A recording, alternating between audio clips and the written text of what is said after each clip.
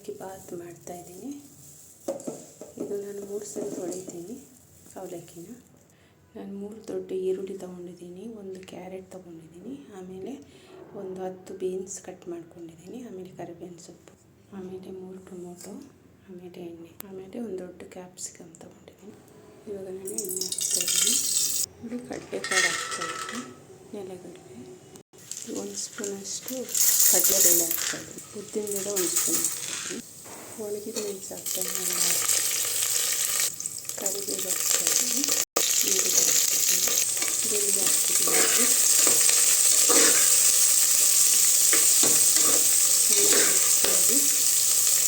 ಚೆನ್ನಾಗಿ ಫ್ರೈ ಮಾಡಿ ಸ್ವಲ್ಪ ನೀರು ಫ್ರೈ ಹಾಕ್ಬಿಟ್ಟು ನಾನು ಅವಲಕ್ಕಿ 3 ಸಲ ತೊಳೆದು ಸ್ವಲ್ಪ ನೀರು ಹಾಕಿಟ್ಟಿದ್ದೀನಿ, ಅಂದರೆ ಸಾಫ್ಟ್ ಆಗೋಕ್ಕೆ. ಈಗ ನಾನು ಕ್ಯಾರೆಟು ಮತ್ತು ಬೀನ್ಸ್ ಹಾಕ್ತೀನಿ.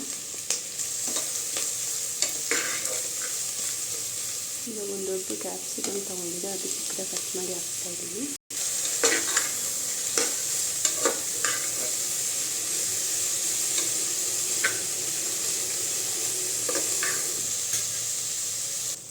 ನೋಡಿ ಅರಿಶಿನ ಹಾಕ್ತಾಯಿದ್ದೀನಿ, ಉಪ್ಪು ಹಾಕ್ತಾಯಿದ್ದೀನಿ. ರುಚಿ ಅಂದರೆ ನೀವು ನೋಡ್ಕೊಂಡು ಉಪ್ಪು ಹಾಕ್ಕೊಂಡು ಅದೆಲ್ಲ ಮಿಕ್ಸ್ ಮಾಡಿ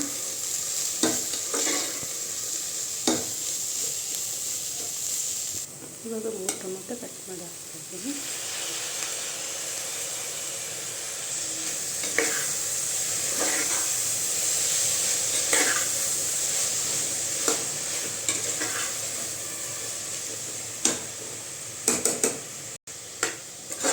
ಮಿಕ್ಸ್ ಮಾಡಿ ಒಂದು 5 ನಿಮಿಷ ಮುಚ್ಚಿಡ್ತೀನಿ. ನೋಡಿ ಇದಕ್ಕೆ ಸ್ವಲ್ಪ ಗರಂ ಮಸಾಲ ಹಾಕ್ತಾಯಿದ್ದೀನಿ, ಅಂದರೆ 1/4 ಸ್ಪೂನ್ ಸಾಕು, ಜಾಸ್ತಿ ಹಾಕಿ ಟೇಸ್ಟ್ ಅಂತ.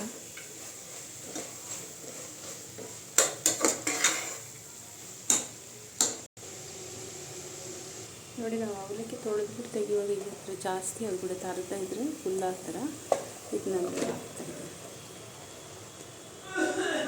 ಈಗ ಅವಲಕ್ಕಿ ಹಾಕ್ಬಿಟ್ಟು ಚೆನ್ನಾಗಿ ಮಿಕ್ಸ್ ಮಾಡಿಕೊಡಿ. ಆಮೇಲೆ ಉಪ್ಪು ನೋಡಬೇಕು, ಇದಕ್ಕೆ ಉಪ್ಪು ಕರೆಕ್ಟಾಗಿದೆಯಾ ಅಂತ.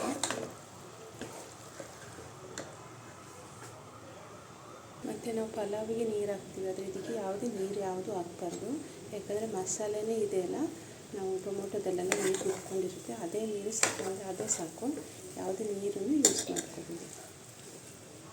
ಇವಾಗ 2 ನಿಮಿಷ ಮುಚ್ಚಿಟ್ಬಿಟ್ಟು ಬೇಯಿಸ್ತೀನಿ, ಆಮೇಲೆ ಪುನಃ ಮಿಕ್ಸ್ ಮಾಡಿ ಪುನಃ 2 ನಿಮಿಷ ಆ ಥರ ಮಿಕ್ಸ್ ಮಾಡ್ತಾನೆ ಇರಬೇಕು. ಇದು ನೋಡಿ 2 ನಿಮಿಷ ಆಗಿದೆ ನಾನು ಮುಚ್ಚಿಟ್ಟು. ಇವಾಗ ನಾವು ಪುನಃ ಒಂದ್ಸರಿ ಈ ಥರ ಮಿಕ್ಸ್ ಮಾಡಿಕೊಡ್ತಾ ಇರಬೇಕು, ಇಲ್ಲಾಂದರೆ ತಡ ಹಿಡಿದ್ಬಿಡುತ್ತೆ. ನೋಡಿ ಅವಲಕ್ಕಿ ಬಾತು ರೆಡಿಯಾಗಿದೆ, ತುಂಬ ಟೇಸ್ಟಾಗಿದೆ, ನೀವು ಮನೇಲಿ ಟ್ರೈ ಮಾಡಿ.